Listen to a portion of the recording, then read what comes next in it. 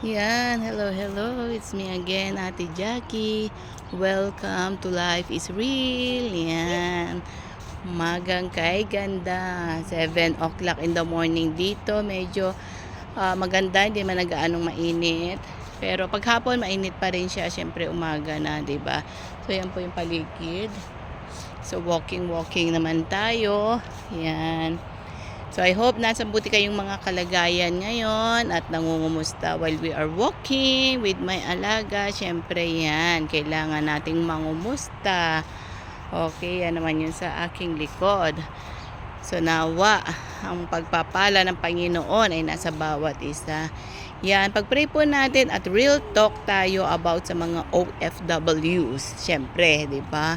Sabi ko nga, pagkauna mong abroad, parang first time, masaya ka. Parang excited ka. Excited na makaalis, excited na makasakay ng eroplano, excited na makita yung view, di ba? O yung pupuntahan mong lugar. Pero may kaba kasi ano ba yung work mo doon, sino yung magiging boss mo, paano yung situation mo doon, 'di ba? So marami naghahalo yung emotional mo, masaya na malungkot. Siyempre iwanan mo yung family mo sa Pinas at yun nga makikipagsapalaran ka, sabi nga nila.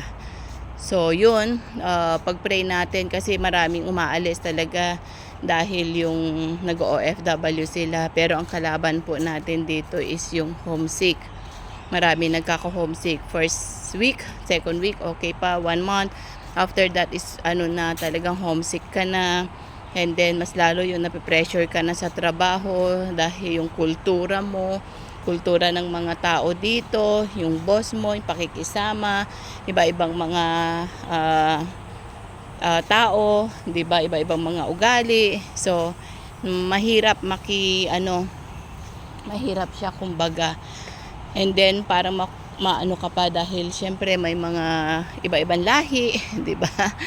Kaya mahirap no makikisama, pero syempre kailangan yung ugali natin na meron tayo, yung character natin, yun po yung pinaka the best pa rin na dala-dala natin. Tsaka yung tiwala natin sa ating Panginoong Jesus, yan po, 'di ba?